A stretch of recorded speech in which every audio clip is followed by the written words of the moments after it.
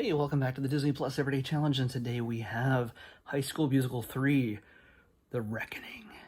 Actually, it's senior year, so yeah, it's the culmination of the High School Musical trilogy, I believe, from not counting the series based on the musical. It, these characters don't appear in the series from what I understand. They're not the focus of it. I don't know anything. Okay, let's just say that.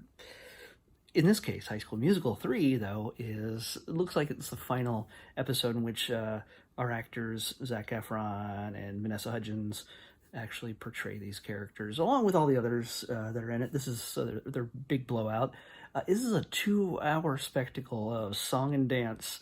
Yeah, it's from 2008. Can't believe it's been that long. It's 12 years ago. I mean, I knew my nieces loved this stuff, but holy cow, that's 12 years ago. They were really little then. But yeah, so this is just everything you expect it to be. It's the third in a series of High School Musicals. I've worked on High School Musicals many decades ago, and not actually performed, but worked backstage and things like that. Not that I was important or the head of anything, but I kind of know what the kind of work that goes into putting a musical together like this. And the kids are involved in creating all the choreography, apparently writing all the music, and their teacher, who oversees this whole thing, decides that for their senior year, never mind that there's other kids in this thing this is not their senior year, but for this senior class, because these two especially are so exceptional,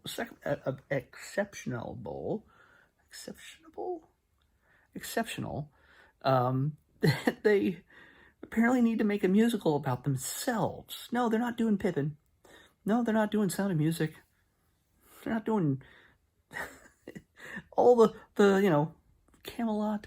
They're not doing any of those. They're doing themselves. So they gotta write, perform, and on top of everything else, all the classes they take and sports. And this movie starts off with a super sweaty Zac Efron just screaming at people in slow motion as he plays basketball. So for the kids right there, the girls are just like, Zac Efron. This movie starts off as a treat right from the start, and then it goes into the music. So if you're just here for the song and dance, but you want to see a sweaty Zac Efron, boom, this has it all. But yeah, no, the songs are, to me, they all sound the same. They all just sort of run together. There's nothing that really stands out in it. The dancing is amazing. The choreography on this is fun.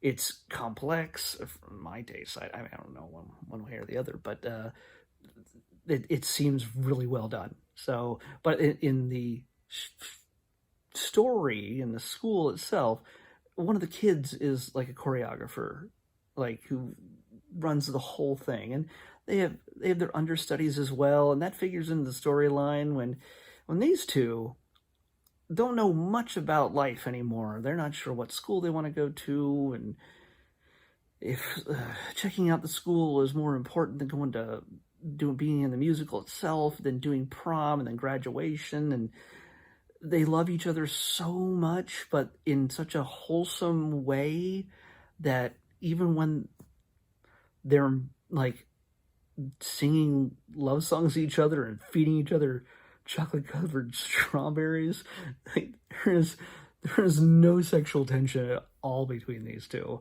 incredibly gorgeous people. I don't know how they do it. I don't know how they killed the buzz on that, but I guess that's all supposed to be left up to your imagination. But yeah, I don't know. This is for kids. It's not meant for me. It's not meant for people my age. It's meant for kids to go, oh my God, can you imagine my high school experience being so bombastic? You're going to be very disappointed. So bombastic that they're singing and dancing, and then we win sports championships, and we graduate, and we all get the schools we wanted to go to, and then we announce it in front of everybody at graduation. And also, at some point, the graduation was incorporated into the musical first, and then they go outside and do graduation, and then they like announce in front of like a crowd of people who are way too often doing standing ovations for every single moment of every song. Like, a kid appears on stage and they just go nuts. And even when the girl villain Sharpay, I guess, when she decides to screw over everybody, and of course she's not like evil. She's a talented singer. Nobody denies that, but she's trying to manipulate things. That's her whole thing, and get with Zac Efron and take advantage of the situation. But then she gets screwed over in the end when something else goes wrong. I'm not going to tell you what. It leads to funny bits, and of course the audience also thinks this is all part of the show. It's funny bits. And again, there's a certain precision that's involved in creating a musical, especially with they're just high school kids. I realize everybody here is like 35 when they're performing and they're pretending to be 18-year-olds. I have no idea, but I don't know. But you got high school kids, and then like just performing on the fly. The musicians and the person who scored the music like is also a high school girl, and they can sort of turn everything on a dime. I'm getting too technical, and I shouldn't care about this whatsoever. It's like I said, it's not meant for me, and it's not meant for anybody who can see just how weirdly flimsy their relationship is. Maybe it would be so much deeper if I'd seen High School Musical 1 and 2. I don't know. Maybe I'd be really super invested, but this is the big movie making machine for Disney. The star making machine, I should say, where we used to have Mickey Mouse Club and all those other things that we brought up Justin and Christina and Brittany and everything else. This is the next generation of that, where Hudgens and Zac Efron become superstars, which they have. Especially Zac has done a ton of big movies since then, usually shirtless. And he's actually a really funny guy too, which surprised me in the stuff I've seen him in. But yeah, this star making machine ran its course, and now they're off on their own, and it had to end at some point. I don't know what the big money making thing is now. They bought Marvel and Star Wars, so I don't know if they have to make pop stars anymore. I don't know. But yeah, so yeah, we got High School Musical 3, and it's everything you expect it to be, right there in the title. But again, the kids are at a big turning point in their lives, and they got to figure out where they're going to go if they're going to go to college, where they're going to go to college, if they can all remain in love, if they can find new love, if they can stand to be apart from each other.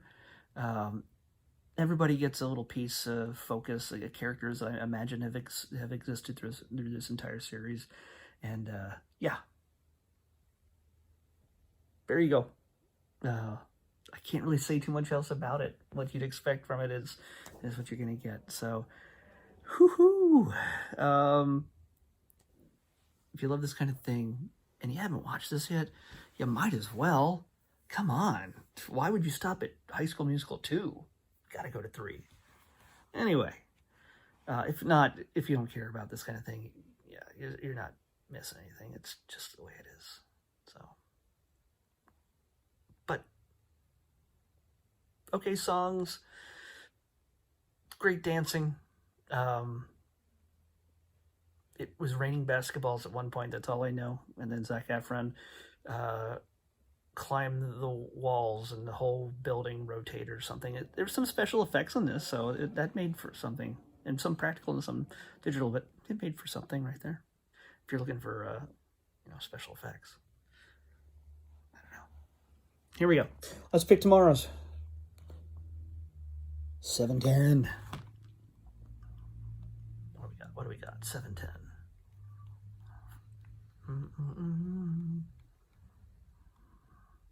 Come on. 710?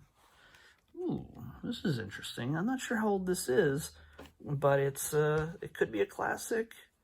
I don't know if I've seen this one, but it's a movie. We just missed it. One more number we would have got Toy Story. I would have liked to revisit Toy Story.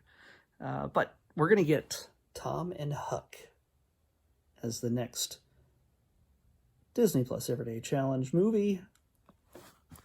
I'm not sure if it's a full movie or if it's like a special or whatever, but they count it as a movie on this list. So we'll see you back here tomorrow with Tom and Huck on the Disney Plus Everyday Challenge. See you then. Bye.